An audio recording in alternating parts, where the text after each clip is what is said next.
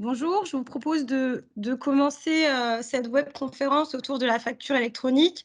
Je suis Cindy Doré-Samy, donc je suis consultante avant-vente, experte sur la dématérialisation fiscale des factures entrantes et sortantes. Et aujourd'hui, je suis accompagnée de Florent. Bonjour à tous et à toutes. Je Donc, suis oui, Florent, donc je suis responsable marketing solutions paiement au sein de Tessie. et je suis également accompagnée de Bruno. Donc, Bruno qui est à la fois chef de projet et c'est également lui qui participe à l'ensemble des ateliers DGFIP. Oui, enchanté. Donc, effectivement, comme dit Cindy, je participe, à la mise en œuvre de projets de dématérialisation de factures et je suis les ateliers DGFIP et FNFE également sur la mise en place de la dématérialisation, pour 2024. Donc, ce qu'on vous propose, hein, en ordre du jour, c'est vous présenter un peu les évolutions sur le contexte réglementaire, hein, 2024.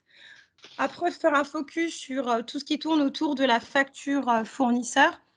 Voilà, la solution Digital Invoice, hein, comment elle permet de répondre à ce contexte. Une démonstration et on vous fera un retour d'expérience d'un de nos clients sur ce contexte. Ce qu'on vous propose, c'est qu'à la fin de cette webconférence, n'hésitez pas si vous avez des questions. On prévoit un temps de questions-réponses.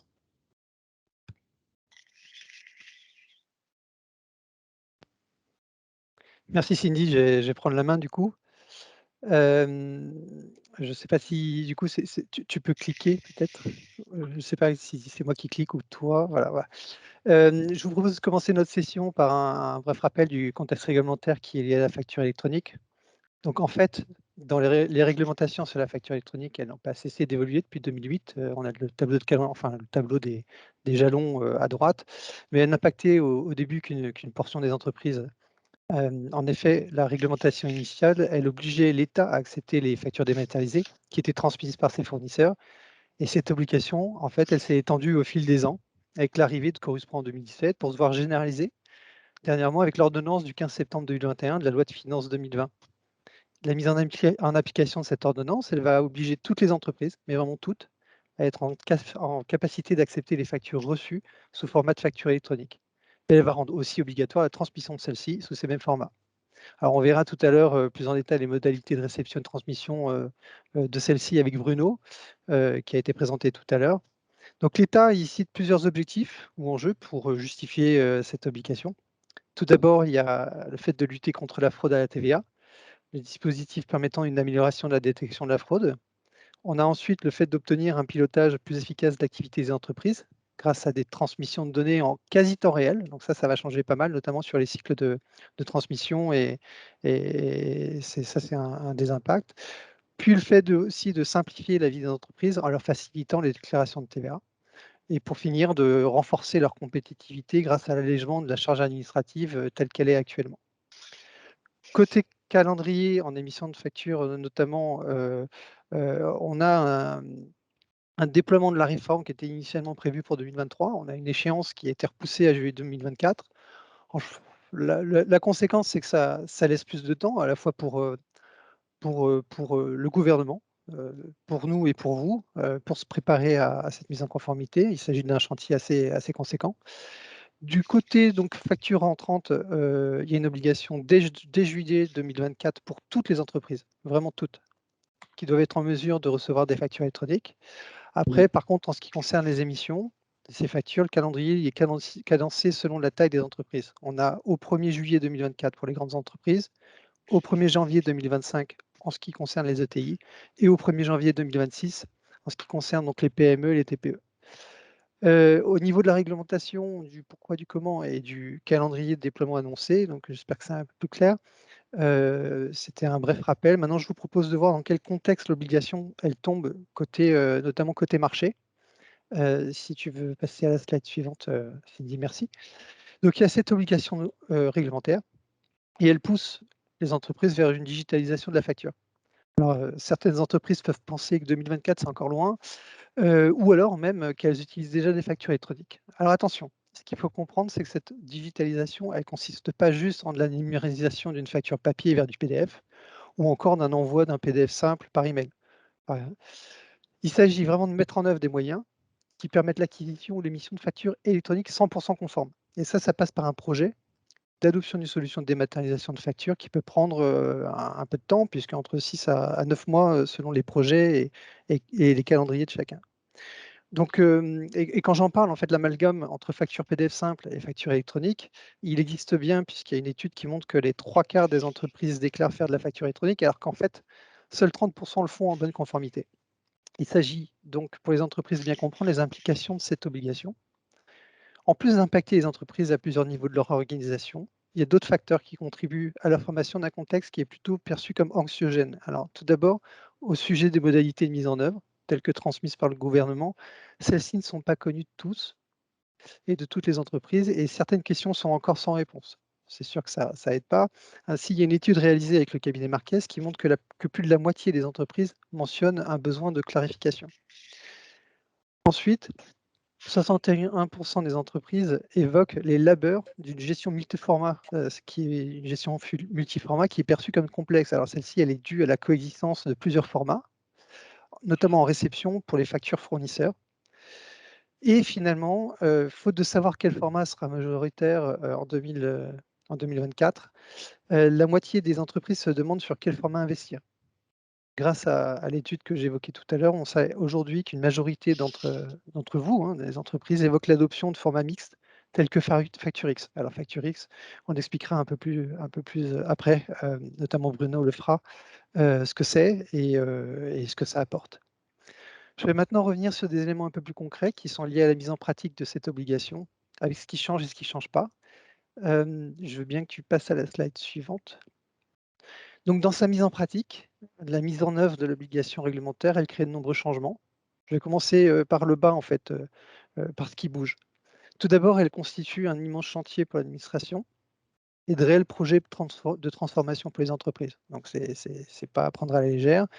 Elle lance aussi la fin progressive du papier au profit de formats digitaux. Le dispositif de déclaration nécessite la mise en œuvre d'une plateforme centralisatrice de type Chorus. Cette plateforme, pareil, elle est en définition, il faut qu'elle voie le jour. Et il y a un système de e-invoicing qui doit être mis en place pour la remontée des flux de TVA issus de paiements B2B domestiques. Et système de e-reporting pour la transmission des données TVA qui sont issues des paiements B2C ou du B2B, mais vers et depuis l'international. Après, il y a un certain nombre d'éléments qui ne changent pas, notamment la durée de conservation des factures, qui est d'une durée légale de 10 ans en France. Il y a les conditions de numérisation des factures papier permettant leur destruction, les copies fiables, qui restent inchangées. Il y a l'obligation d'une documentation de piste d'audit fiable qui reste d'actualité, ainsi que les règles relatives à l'EDI et à la signature électronique. Et bien entendu, l'administration, elle garde un droit d'enquête et de contrôle. Je vais laisser maintenant Bruno prendre la main pour entrer un peu plus en détail sur les systèmes du e-invoicing et du e-reporting. Bruno. Alors, dans un premier temps, on va déjà évoquer le système du e-invoicing avec son modèle en Y qui a été mis en place par la DGFiP. Alors, le périmètre du e-invoicing, déjà dans un premier temps, c'est quoi? Ça concerne toutes les factures B2B domestiques. Donc, toutes les factures envoyées par une entreprise domiciliée en France vers une autre entreprise domiciliée en France. Donc, comme l'a évoqué Florent juste avant, le point central de ce système de e-invoicing, c'est le portail public de facturation, ou PPF, qui va centraliser toutes les informations de ces factures et va être le seul habilité à dialoguer avec l'administration fiscale. C'est lui qui assurera le transport des informations, notamment et de collecte de TVA et de paiement, vers la DGFiP. Autour de ce portail public de facturation, on va avoir tout un écosystème. Alors, on a bien sûr les fournisseurs qui vont émettre leurs factures, les acheteurs qui vont réceptionner les factures. Donc, ces deux acteurs devront se connecter d'une façon ou d'une autre à ce portail public de facturation. Donc là, vous voyez dans la case bleue centrale qui modélise ce portail, il y a plusieurs modes de raccordement. Donc, il y aura soit un portail, comme aujourd'hui pour ceux qui connaissent le portail Chorus public. Donc on pourra se connecter directement au portail pour déposer ces éléments et les consulter. Il y aura un mode EDI, donc pour faire du touche de fichiers. Du coup, on nous a dit qu'il y avait une visite aujourd'hui à 13h30. Et il y aura également un mode API donc qui permettra via une bibliothèque d'interroger par web service ce portail et d'y déposer les factures et de les récupérer. Donc un fournisseur et un acheteur, ils auront plusieurs circuits pour se connecter à ce portail et y déposer leurs factures. On va commencer par le circuit le plus simple. Donc c'est le fournisseur C, qui peut se connecter directement au portail et y déposer ses factures. Donc il assure le lien en direct. Donc ce portail public de facturation, ce qu'il faut savoir, c'est qu'il sera ouvert à toutes les entreprises et il sera mis à disposition gratuitement. Donc il permettra à toute entreprise de déposer ses factures comme le fera par exemple le fournisseur C. Le fournisseur C, il peut également passer par ce qu'on appelle un opérateur de dématérialisation, un OD, pour assurer le lien avec ce portail de public de facturation, donc, notamment pour les entreprises qui ont ou qui vont mettre en place la dématérialisation de leurs factures via un prestataire. Ils pourront garder ce lien avec ce prestataire, c'est lui qui assurera le lien avec le portail de facturation. De l'autre côté, si on prend la case de l'acheteur D, lui, de la même manière, il pourra récupérer directement ses factures sur le portail de facturation ou passer également par un opérateur de dématérialisation. Dans ce cas-là, en fait, si on a un lien direct, c'est le portail public de facturation qui va récupérer les informations nécessaires de TVA et les transmettre à l'administration fiscale. Après, on va voir justement dans les formats autorisés qu'on ne pourra pas transmettre ces factures dans tous les formats qui existent aujourd'hui. Donc, il y a seul un certain nombre de formats qui ont été retenus. Et selon le calendrier qu'avait exposé Florent juste avant. Les autres circuits qui existent, les autres acteurs qui vont intervenir, c'est ce qu'on appelle les PDP. Donc, c'est des plateformes immatriculées, des partenaires de dématérialisation, et qui vont obtenir une immatriculation auprès de l'administration fiscale. Pourquoi cette immatriculation? C'est parce qu'il va falloir qu'elles démontrent qu'elles sont conformes aux attentes de l'administration, qu'elles sont capables de recevoir et d'émettre les formats qui ont été définis, que leur solution fait du stockage dans les règles de l'art. Et en fait, la différence avec ces plateformes immatriculées, les PDP, c'est qu'elles ont le droit de communiquer entre elles. Au final, ce seront des mini-portails de facturation. Donc, par exemple, si je prends l'exemple de mon fournisseur A et de mon acheteur B, s'ils ont un EDI aujourd'hui qui est en place, le moyen pour elles de conserver cet EDI dans le format qui existe, c'est de passer par une plateforme PDP qui communiquera avec une autre plateforme PDP. Et dans ce cas-là, en fait, la plateforme PDP va recevoir les données du fournisseur A, les transmettre à la plateforme partenaire de l'acheteur B, et en même temps, c'est ça le circuit en Y, transmettre les données de facturation vers la plateforme publique de facturation pour qu'elles aboutissent à l'administration fiscale. Un des éléments forts également de ce e-invoicing, ce sera demain un annuaire qui va permettre de centraliser toutes les informations des entreprises domiciliées en France. Donc cet annuaire contiendra de la liste de toutes ces entreprises, leurs éléments, puisqu'on y retrouvera leur SIRET, comme aujourd'hui. Elles pourront également définir l'équivalent d'un système de code service, si elles veulent router leurs factures plus finement au sein de leur structure.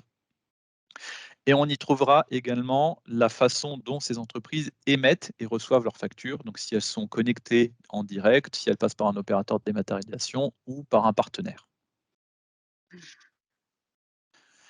À noter également, cet annuaire il sera consultable par les entreprises.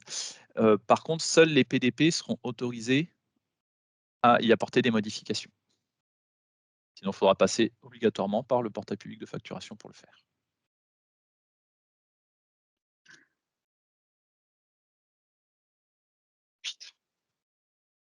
Si on peut passer à suite, Cindy. Donc, en plus de cette obligation sur le invoicing qui portait sur les factures B2B domestiques, on aura également la mise en place d'un e-reporting.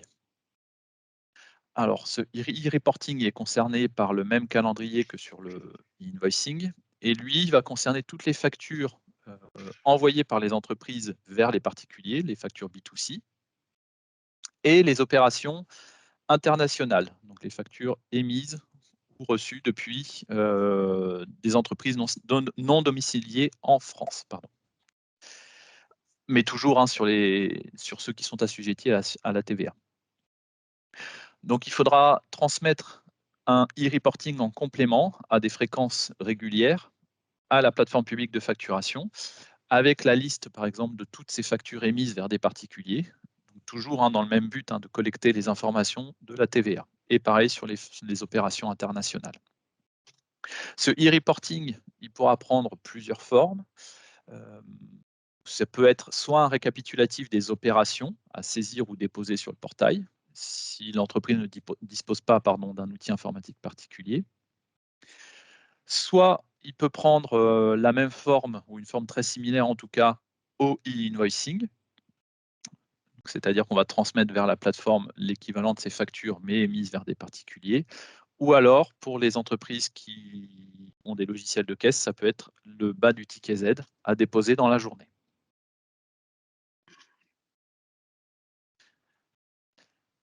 Donc, comme le disait Florent, tous ces éléments sont en cours de définition. C'est les buts notamment des ateliers qui sont menés avec la DGFiP, qui est en train de préciser les contours exacts de ces formats et des modalités. Alors, comme je l'évoquais précédemment, demain, on ne pourra pas envoyer une facture vers la plateforme publique de facturation dans n'importe quel format. Seul un certain nombre de formats ont été retenus. Donc, il y a des formats structurés, c'est-à-dire c'est des formats informatisés d'échange qui s'appuient sur des fichiers structurés de type XML. Donc, ils utilisent la norme soit UBL, soit C2I, qui sont des normes internationales reconnues. Donc, il faudra soit envoyer sa facture dans ces formats-là sur la plateforme, soit utiliser un format dit mixte et qu'on appelle FactureX. Si on n'utilise pas un de ces formats-là, par exemple, il faudra se connecter directement sur la plateforme et saisir à la main les informations de sa facture. Facture par facture, ça peut être très chronophage. Donc ça, c'est une obligation qui va s'échelonner dans le temps selon la taille de l'entreprise. Mais ça va arriver très vite, puisque c'est juillet 2024 pour la première vague sur les très grosses entreprises. À noter par contre que la réception, on est obligé de se mettre en capacité de réceptionner les factures au format électronique dès juillet 2024. Donc il y aura quand même une période de transition, puisqu'on pourra déposer un PDF natif signé dans un premier temps. Il y aura un moteur sur la plateforme publique qui fera de l'extraction de données pour aider à la saisie. Mais progressivement, c'est voué à disparaître. C'est ce qui a été dit par l'administration fiscale. Le PDF simple, c'est-à-dire sans métadonnées associées dans le PDF, au niveau de la facturation, il doit disparaître à terme. Mais c'est quand? Eh bien, ce sera avec la dernière vague. 2027, si je ne dis pas de bêtises.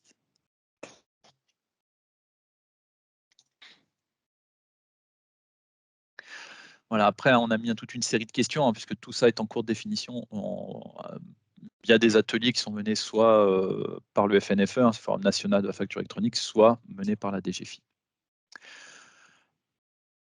Donc là, on revient un peu plus dans le détail sur un format qui est le format FactureX, puisque c'est un des formats de la plateforme, et c'est le format qui intéresse le plus les entreprises, comme l'a dit Florent précédemment.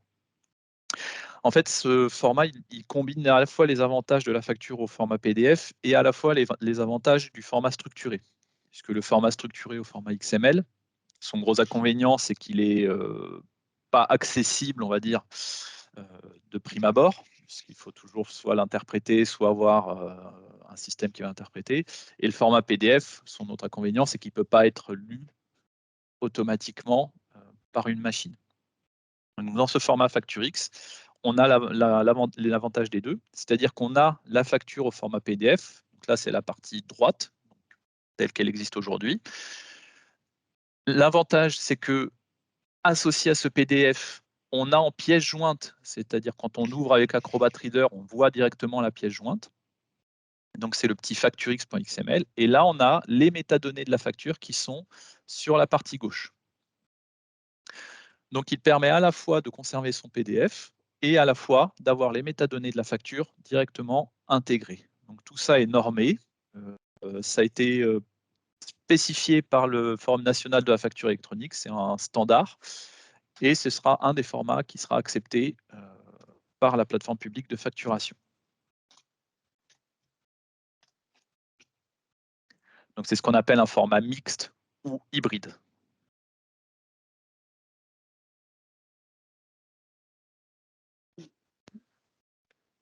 Merci Bruno.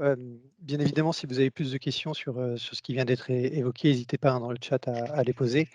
Moi, je vais juste conclure ce rappel sur l'obligation réglementaire en évoquant les principaux points à retenir. Alors tout d'abord, je sais qu'on rabâche un petit peu, mais au 1er juillet 2024, toutes les entreprises, mais vraiment toutes, devront accepter les factures électroniques en réception, ou en tout cas être en mesure de le faire. Donc ça, c'est important. Après, dès le 1er juillet 2024, toute entreprise pourra transmettre 100% de ses factures domestiques sous forme électronique avec des données structurées minimum. Les entreprises qui ne seraient pas des grandes entreprises peuvent transmettre à la plateforme publique ou leur plateforme partenaire dès le 1er juillet. Hein.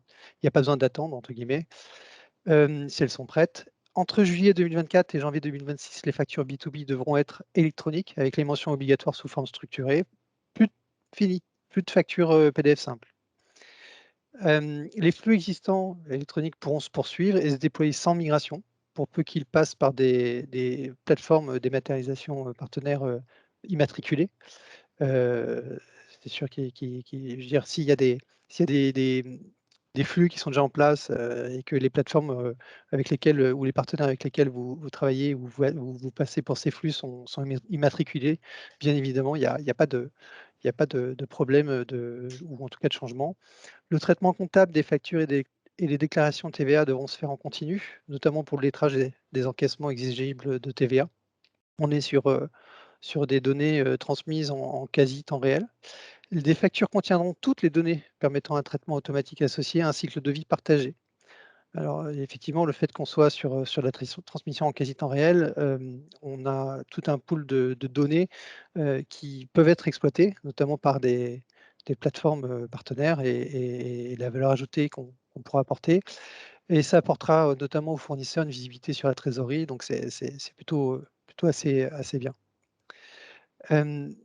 Ce que je propose de faire, c'est de passer, après ce rappel du contexte réglementaire, à la partie suivante et de vous parler des enjeux de la dématérialisation des factures fournisseurs, notamment avec tout d'abord une étude de marché, enfin les résultats, hein, enfin quelques résultats d'une étude de marché conduite avec le cabinet Marques, qui montre que plus de la moitié des entreprises interrogées envisagent donc de lancer des projets de digitalisation, mais qui vont plus loin que la simple mise en conformité de leurs factures. Les entreprises, elles souhaitent notamment profiter de cette transformation forcée pour améliorer leur chaîne de processus procure-to-pay. Le procure-to-pay, ça désigne les processus qui concernent donc le cycle fournisseur, c'est de la demande d'achat au règlement de la facture. Parmi les processus procure-to-pay qu'on voit les plus cités, alors on relève pour un tiers le fait de pouvoir automatiser le déclenchement des paiements des factures fournisseurs. Pour un quart, le fait de bénéficier d'un rapprochement automatique entre factures reçues et leur paiement. Vient ensuite la possibilité de mettre en place des contrôles préventifs des anomalies avant paiement, pour éviter par exemple des doubles paiements ou pour détecter d'éventuelles tentatives de fraude. Et finalement, le fait de pouvoir générer automatiquement des écritures comptables. Donc là, la dématérialisation des factures, elle répond à de nombreux enjeux. Je vais vous en évoquer ces principaux enjeux sur la slide suivante. En toute logique, le premier de ces enjeux, c'est d'être en conformité, bien évidemment. En fait, l'adoption d'une solution de dématérialisation, elle doit permettre de répondre aux exigences réglementaires en garantissant une pleine conformité fiscale. Pourquoi? Parce qu'on risque sinon de recevoir des pénalités en cas de non-conformité ou en cas de défaut de piste d'audit fiable ou de non-archivage aux normes. Donc ça c'est une première raison. Comme vu précédemment, il y a un deuxième enjeu, en fait, qui est celui d'améliorer ces processus là, il y a ces processus P2P, donc procure to pay, puisqu'une solution de dématérialisation, elle permet l'automatisation des traitements, ce qui a pour premier effet de réduire le coût global par rapport à une facture papier. On n'a pas besoin d'encre, d'enveloppe ou d'affranchir. D'ailleurs, sur la droite de la slide, pour illustrer cette réduction de coût et donner une idée de l'ordre de grandeur de cette réduction, on est sur une réduction de l'ordre de 75% avec un coût global initial de 13,80 € qui, pour la facture papier, qui descend ensuite à 3,40 € avec une facture entrante dématérialisée. Donc, c'est plutôt drastique. En plus de ces gains financiers, la digitalisation des workflows permet d'améliorer l'efficacité des processus métiers et la réactivité du circuit de décision. Les temps de traitement, ils sont raccourcis, les tâches manuelles laborieuses, elles sont automatisées et du coup, vos équipes, elles peuvent se concentrer sur des tâches à plus forte valeur. Un des autres enjeux de la liste, c'est celui d'une émission zéro papier. Dématérialiser ces factures, c'est aussi mettre en pratique une démarche éco-responsable qui évite le gaspillage de papier, donc c'est toujours bien pour la planète et pour vous. Ensuite, la mise en place de ces solutions permet d'optimiser la relation que vous avez avec vos fournisseurs. Les fournisseurs peuvent déposer leurs factures sur un portail fournisseur, on le présentera tout à l'heure. Ça leur offre un suivi du statut de la facture, ça les rassure aussi sur la bonne prise en compte de leurs demandes. Un autre avantage, c'est celui de répondre aux besoins de traçabilité et de rapprochement automatisé. Alors les factures, elles sont dématérialisées, elles sont signées, RGS 2 étoiles chez nous, et derrière archivées pour un archivage à valeur probatoire. Donc c'est une première chose. Et ensuite, l'accès à l'information, elle est facilité via une interface ergonomique. Et le lettrage, il est simplifié grâce à un rapprochement automatique. On a donc une solution de dématérialisation de factures qui permet aussi de diminuer les litiges en fluidifiant les règlements. Elle permet, en fait, on a une mise au paiement qui est plus rapide. Les factures, on peut les consulter, leur statut aussi. Et il y a un module de messagerie intégré, souvent à ces solutions, qui permet de communiquer le fournisseur de communiquer auprès des entreprises ou des entreprises de communiquer auprès des fournisseurs en cas de besoin. Pour finir, la manipulation de données factures digitalisées permet de gagner en sécurité. On évite en fait les risques de perte et d'altération de documentaire. En plus, l'extraction automatisée des données et la mise en place de contrôles permettent d'éviter les erreurs humaines. Pour conclure, et comme on vient de le voir, ces solutions elles apportent donc de nombreux gains. Moi, je verrais plutôt, j'espère que vous verrez ainsi à la fin de cette session, c'est qu'on est plutôt, au lieu d'un passage forcé à la facture électronique, comme à l'aube d'une belle opportunité, en fait. Je passe maintenant la main à Cindy, qui va vous en dire plus sur notre solution Digital Invoice. Oui, en fait, pour finalement répondre en fait à l'ensemble de ces enjeux, on met en place la solution qui s'appelle Digital Invoice par Tessie. Elle a la particularité de pouvoir digitaliser l'ensemble des process de bout en bout, que ce soit sur le parcours client, c'est-à-dire qu'on va aller émettre la facture, l'envoyer de manière électronique au client et aller jusqu'au paiement de celle-ci avec un lettrage automatique. Et on va aller aussi également sur le process facture fournisseur. Et l'objet, en fait, c'est d'éviter pendant tout ce parcours, d'améliorer finalement la circulation des données et d'éviter l'ensemble des erreurs humaines. Et ce socle, il répond à un ensemble de réglementations qui sont assez fortes sur le marché de la facture, qui nous permet d'avoir un archivage qui est conforme et de pouvoir proposer des fonctionnalités qui répondent aux évolutions de demain. Donc, en plus, finalement, de ce socle de confiance, où on a la capacité de signer les documents et de les archiver, on va être en capacité de pouvoir réceptionner ou transmettre les factures, quel que soit le canal, il peut être papier ou électronique.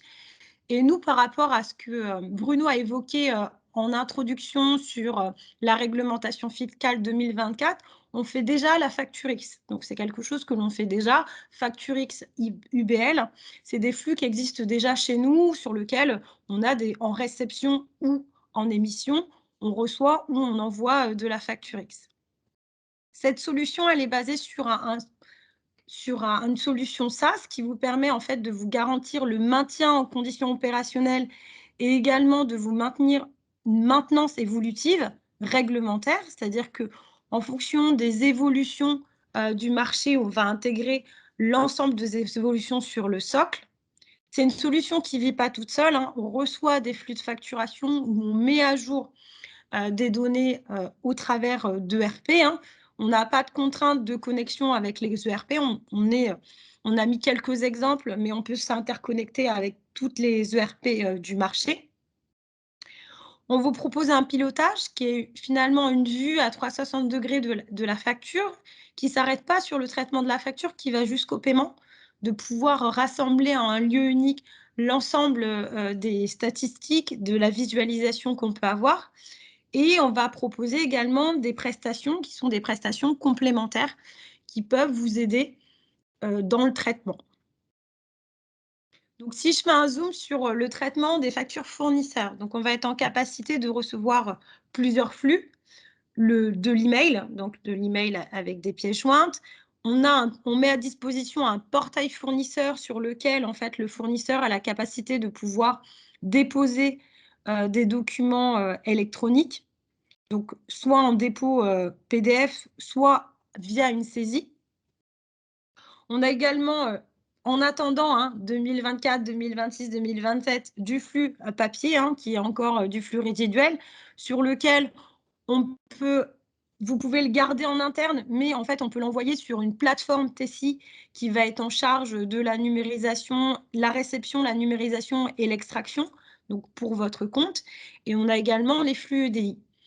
Nous, ce qu'on va faire, c'est qu'on va réceptionner l'ensemble de ces flux et vous donner une traçabilité de tous ces flux dans la plateforme. Donc, on va venir extraire les données, c'est-à-dire qu'on va venir lire les données d'en-tête, pied de page, ligne d'article.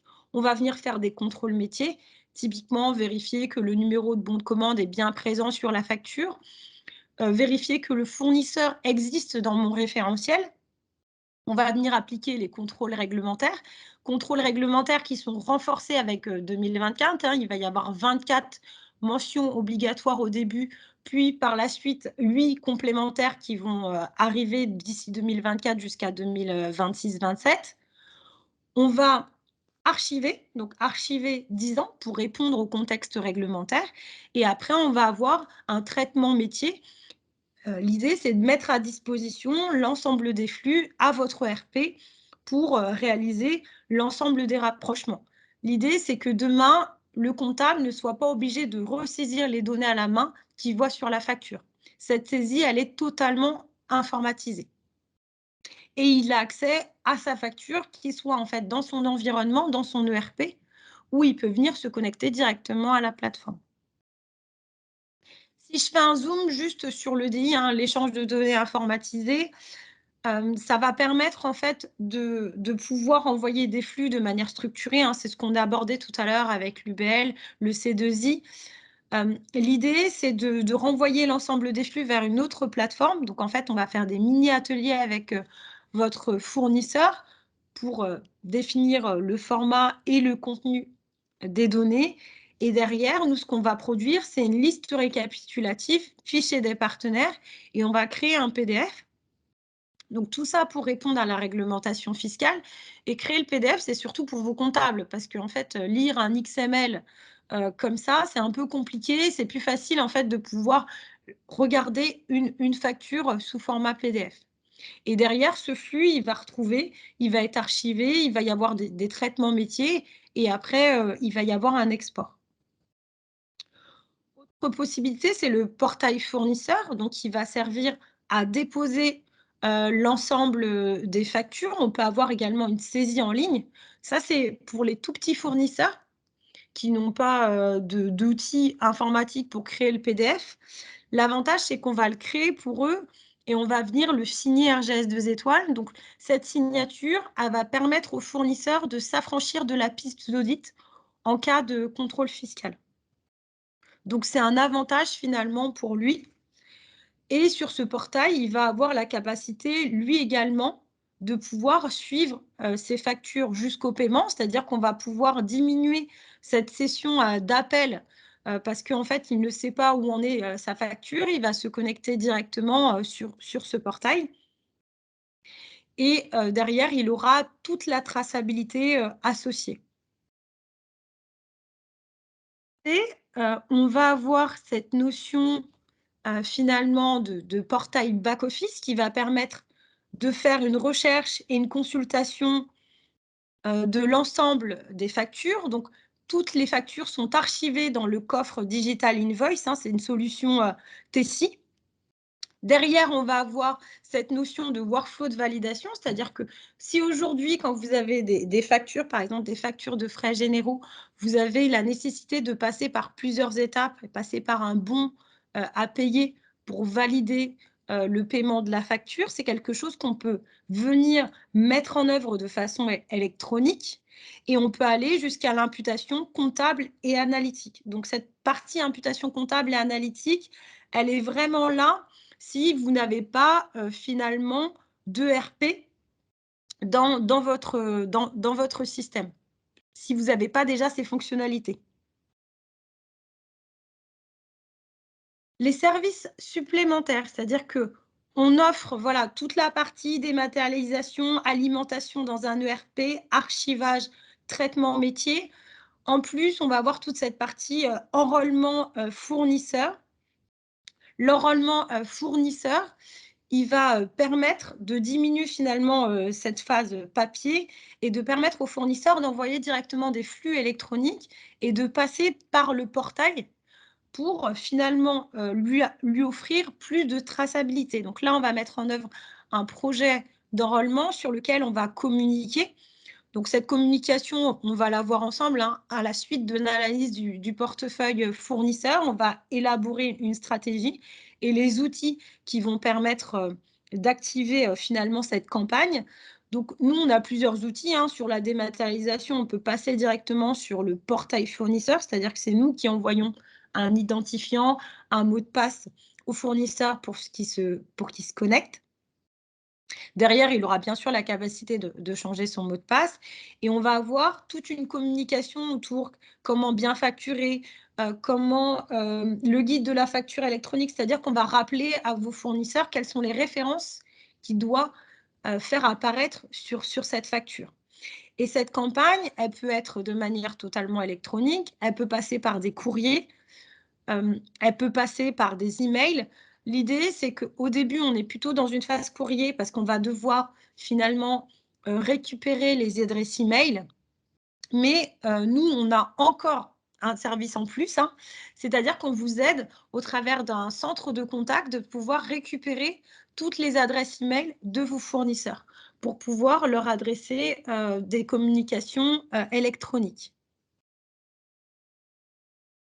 Autre service, aujourd'hui, en fait, l'obligation de vigilance, elle vise à lutter le travail dissimulé. Donc, l'obligation, elle impose aux entreprises de collecter et de vérifier des documents.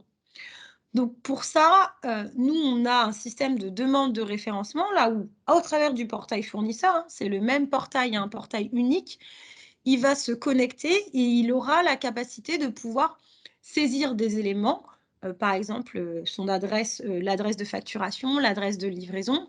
Il aura la capacité de télécharger des pièces, donc ça peut être son RIB, le CABIS, et on va venir contrôler l'ensemble de ces informations en s'appuyant sur des référentiels et on va mettre en œuvre un workflow de validation qui va valider le référencement du fournisseur. Et en plus de tout ça, on va orchestrer des campagnes qui vont nous permettre finalement de vérifier, par exemple, une campagne sur les CABIS, hein, de vérifier que le CABIS, tous les 3 mois, le CABIS qui est déposé a bien moins de 3 mois, on va dire.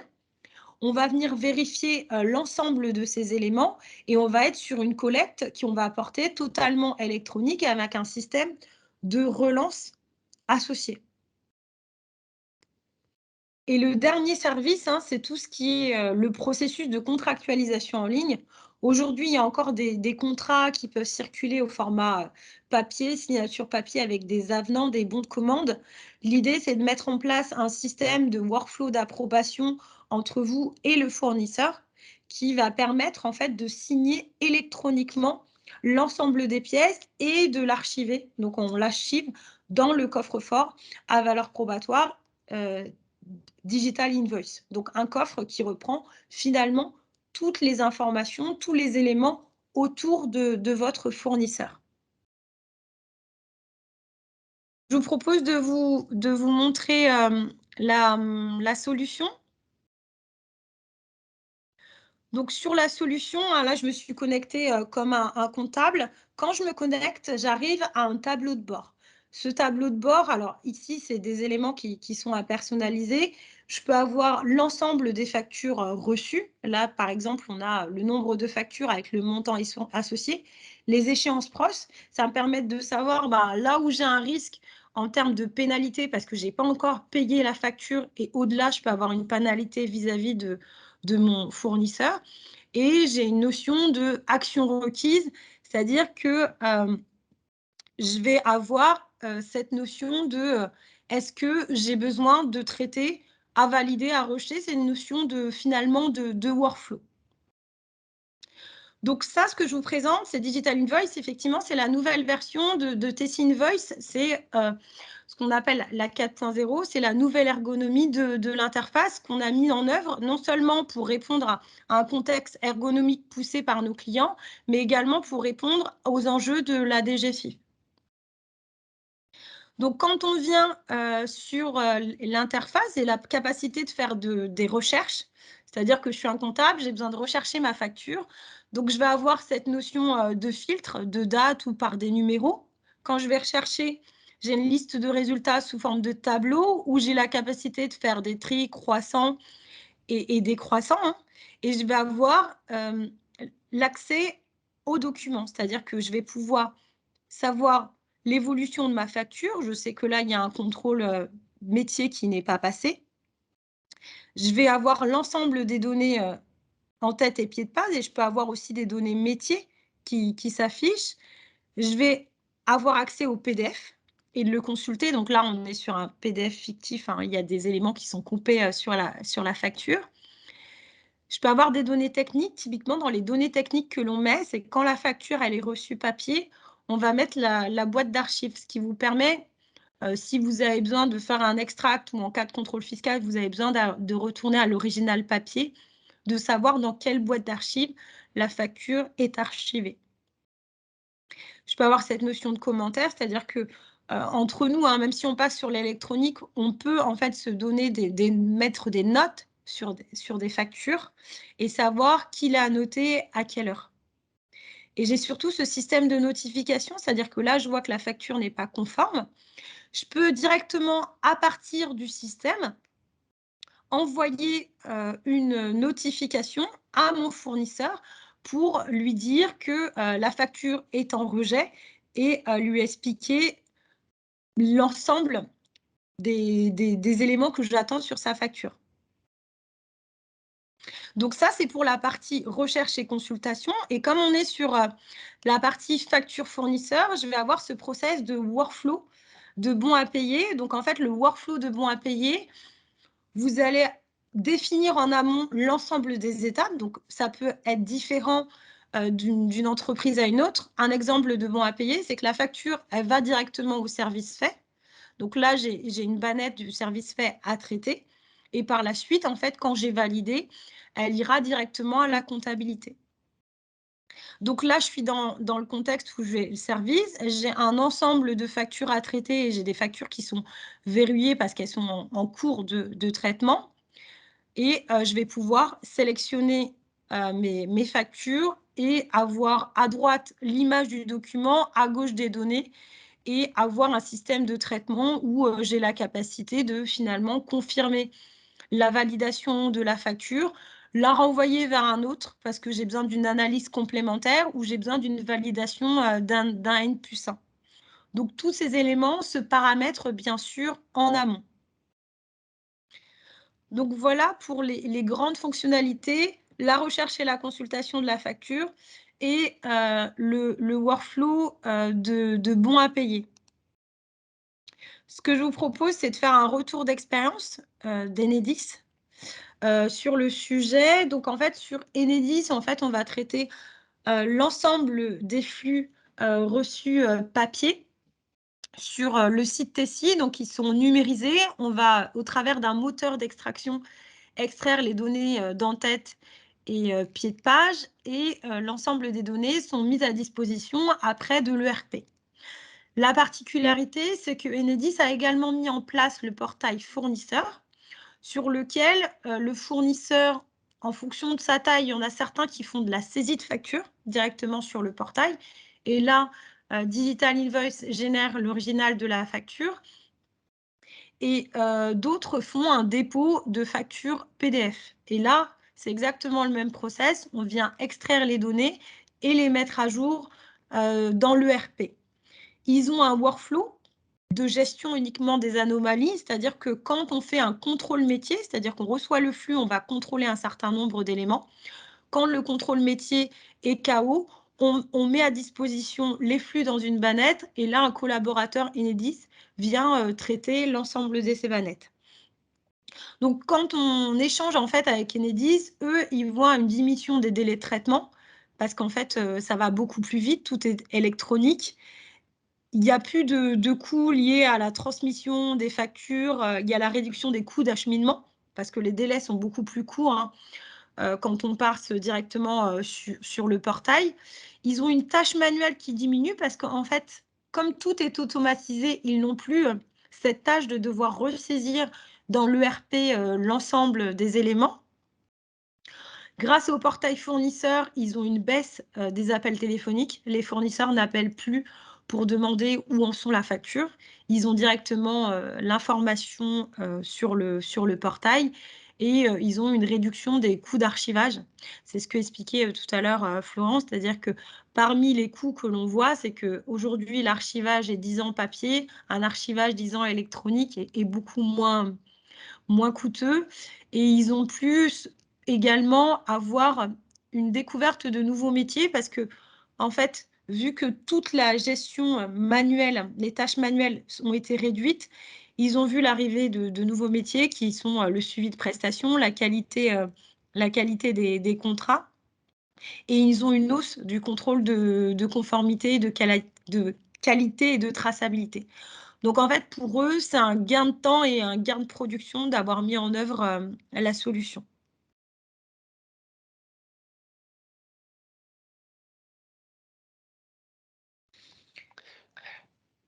En fait, je propose qu'on conclue, je vois le temps, effectivement, qu'on conclue un petit peu cette session avant de répondre aux questions qui ont été plutôt nombreuses dans le chat. Notamment en vous amenant, en vous apportant quelques conseils, 5, qui nous semblent clés pour garantir la réussite de votre projet. Alors tout d'abord, c'est surtout de procéder à un état des lieux exhaustif et complet.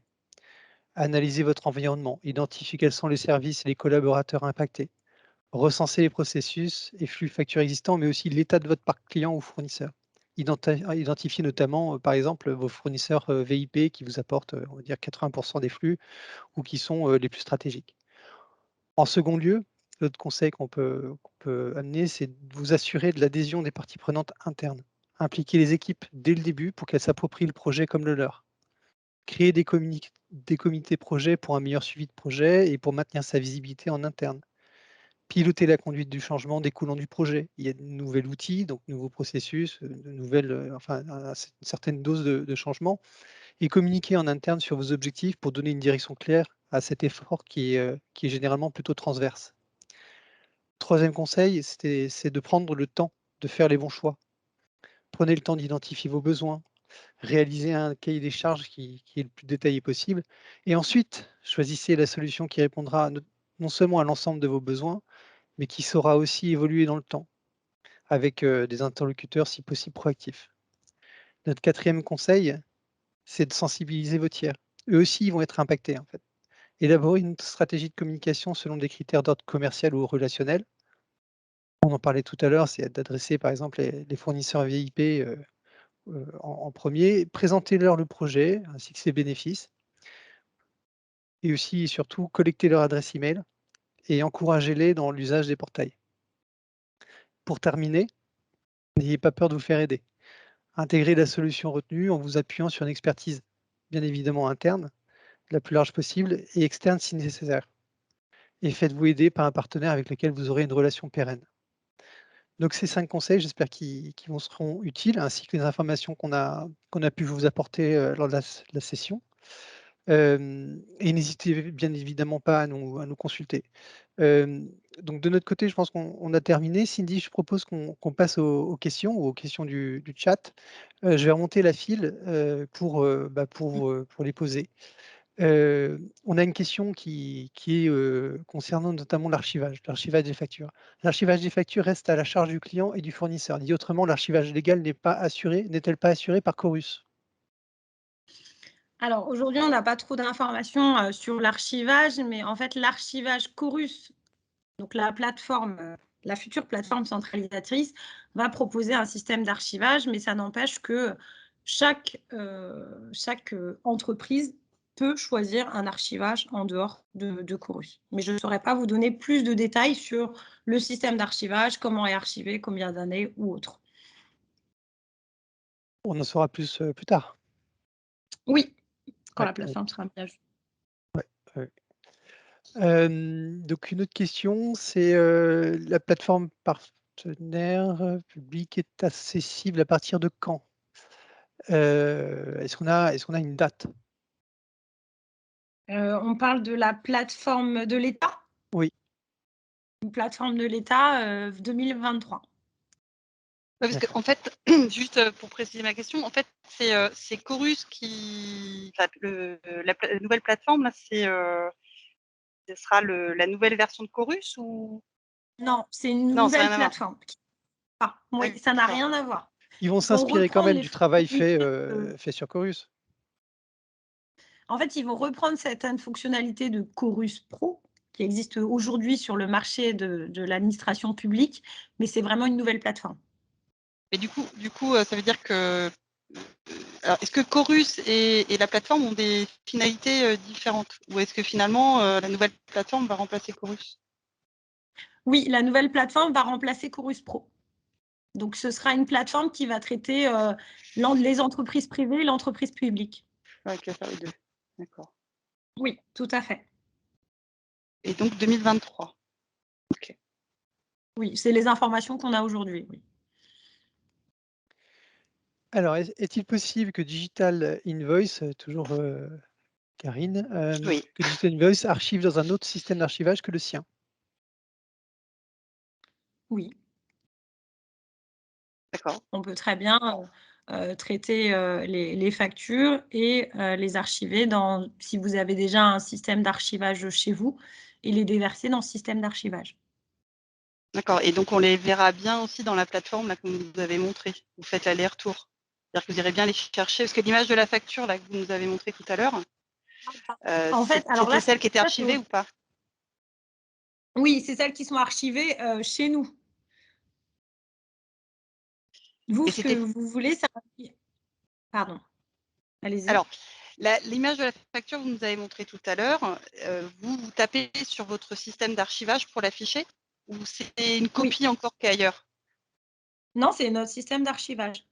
D'accord. Donc, vous êtes bien capable de vous plugger un système d'archivage tiers, un autre, et de la faire apparaître aussi dans votre outil. Vous faites l'aller-retour, c'est-à-dire que vous déposez l'archivage dans un autre système d'archivage et vous êtes capable d'aller lire cette facture pour avoir l'image dans votre outil. Alors, techniquement, oui, mais après, il faudrait voir fonctionnellement l'utilité, parce que s'il y a un autre système d'archivage, c'est que les utilisateurs ont peut-être l'habitude d'aller dans ce système-là pour rechercher. Non, non. Non, Bah, c'est juste un socle d'archivage. Oui. Bon, enfin bon, bref. Ok. Donc, techniquement, oui. Et après, il faudrait qu'on voit ensemble les modalités, mais oui. Ok. Alors après, je crois qu'il y a quand même une notion côté archivage. Il y a aussi une notion d'hébergement et de conformité par rapport aux normes qui sont en On est d'accord. définition. Donc ça, il faut encore que l'hébergeur soit aux normes. Oui, oui. Ok. Il l'est. C'est vous pour l'instant. Donc,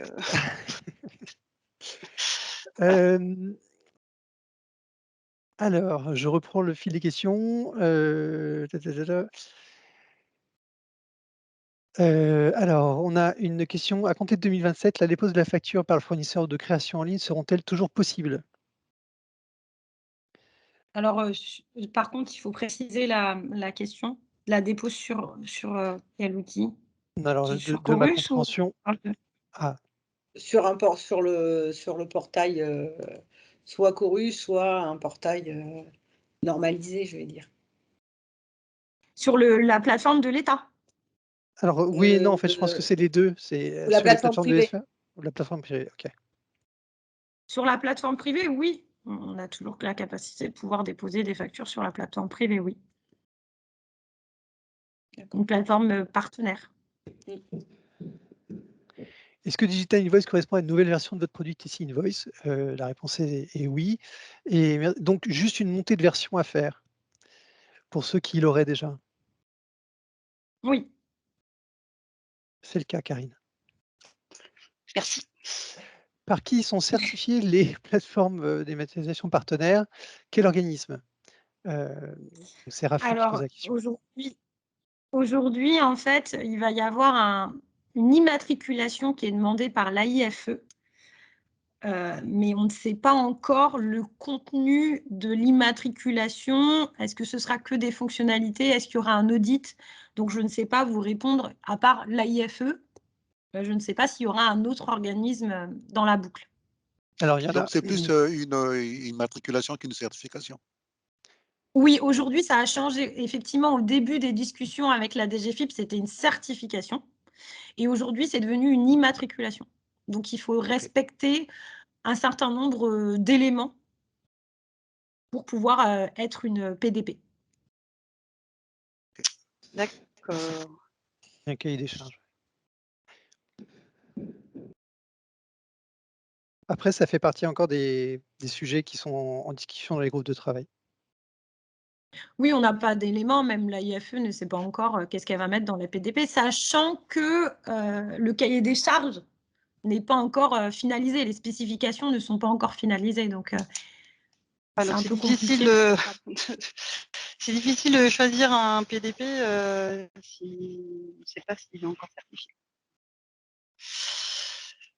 En fait, l'immatriculation tombera en même temps pour tout le monde. Nous, je sais que comme on est dans les deux groupes de discussion, nous, on a fait une roadmap spécifique à la DGFiP, c'est-à-dire qu'on n'attend pas que la DGFiP ait fini ses spécifications.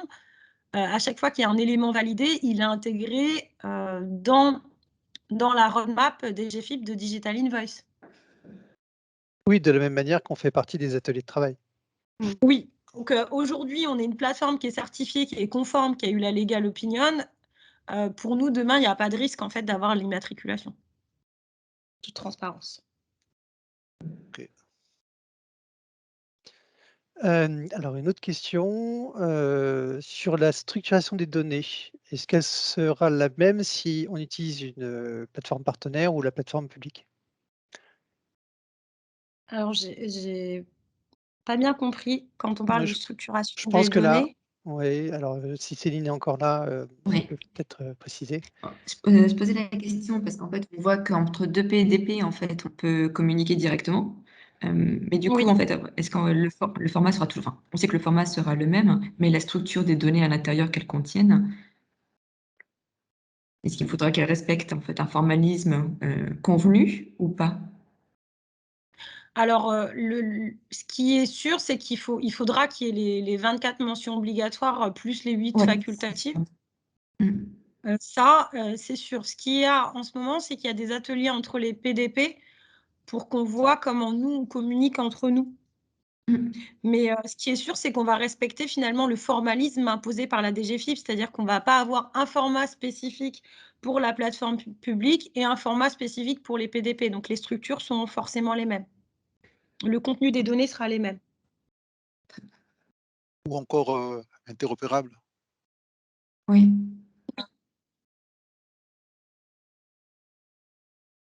Et j'avais une autre question juste à la suite, c'était parce qu'en fait, vous avez présenté la possibilité de faire de l'imputation comptable directe, enfin, que vous proposiez une solution d'imputation comptable directe, Oui. mais vous avez précisé que c'était uniquement s'il n'y avait pas d'ERP. En fait, c'est si jamais votre ERP le fait déjà, on ne va pas rajouter une couche supplémentaire. C'était dans ce sens-là. Si cette fonctionnalité est déjà portée dans le ERP, plutôt que de faire des doublons, on laisse l'ERP prendre le relais si vous en êtes satisfait. Par contre, si vous voulez sortir cette fonctionnalité de l'ERP et la porter chez nous, on est ravis. D'accord. L'idée, c'est que la solution, on ne veut pas faire de doublon avec ce qui existe déjà. L'idée, c'est de rajouter une couche supplémentaire, mais qui vous augmente votre productivité, mais qui n'est pas liée à des nœuds techniques finalement, où on ne sait pas, le collaborateur ne doit pas être perdu en disant « bon, je dois faire ça, où est-ce que je vais ?» Parce que j'ai 2 outils qui font à peu près la même chose, je ne sais pas, je suis perdue.